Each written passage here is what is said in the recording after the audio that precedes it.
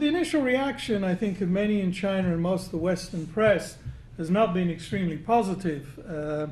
And it's clear, I think, that factional ties, age, and experience really won out over the questions of policy. I mean, if you look at it, it's essentially based on personnel issues, balancing groups, rather than on any question of dynamism with policy.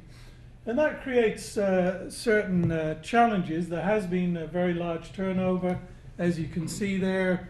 What was already rumored back in May turned out to be true, that the Standing Committee would be cut from 9 members down to 7 members, supposedly to be able to make decision-making more easier, or to facilitate decision-making. But I think one of the important factors is the average age of the Standing Committee is 63. And actually, Xi Jinping and Li Keqiang, 5 years ago when they were appointed to the Standing Committee, were the 2 youngest members of the Standing Committee. This year, they're also the 2 youngest members of the Standing Committee of the Politburo. So what that means is that one might be in a holding pattern, because in 5 years' time, 5 of those 7 are going to have to be replaced again. And so already I think one begins to see the politicking beginning to head up there. It's also going to be difficult to see because he doesn't just have one general secretary looking over his shoulder, he has 2, both Hu Jintao and Jiang Zemin, the prior secretary. Although he was greatly helped by the fact that Hu, as you know, stepped down from his position as chair of the Military Commission. I think there's 3 features worth noting about the new leadership, and I think these do have implications for foreign companies wanting to work in China. The first is that it's clear that if you want to be in the Politburo, you have to have provincial experience. 19 of the 25 Politburo members have either been a secretary of a province or they've been a governor of a province. And that's been a trend over the last 10 to 15 years, that work in the provinces is your stepping stone into the central leadership. But related to that, I think is interesting, is you see a decline in the Politburo of the power of the central ministers and the technocrats.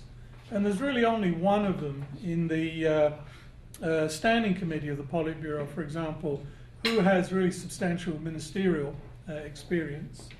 So we see a shift, provincial experience taking preference over ministerial or bureaucratic experience. And then, of course, the third thing, which is what a lot of the press is focused on, is that we see the continued rise of the princelings. It's the majority of those on the Standing Committee. 5 of the 7 are basically princelings of former leadership. But the more important question is what it is that they might actually do. And I think the most important thing here is, despite all the speculation, is to say quite clearly, we have no idea, really, of what they're going to do. None of those on the Standing Committee have revealed their policy preferences in recent years, and those who did to a limited extent were all excluded. Bo Xilai, Li Yuanchao, and Wang Yang, who basically put forward some kinds of policy preferences. None of those made it onto the Standing Committee.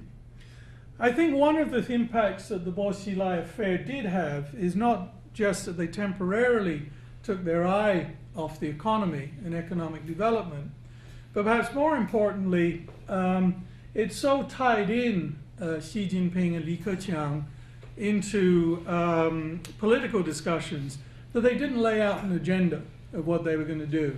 If you think back 10 years when Hu Jintao, Wen Jiabao were being groomed to take over for the top leadership, in the 6 months before they took over, even the 9 months before they took over, they went around the country making various speeches. It was pretty clear the way they wanted to move things. They went to the old revolutionary base areas, they went to poorer areas of China, they refused to go to Shenzhen, they refused to go to Shanghai. So it was very clear that they were laying out a different set of priorities with policies. I think because of the tie-up in the Bo Xilai affair, neither Xi nor Li have really given any indication of what it is they want to do, or the directors direction they want to move in.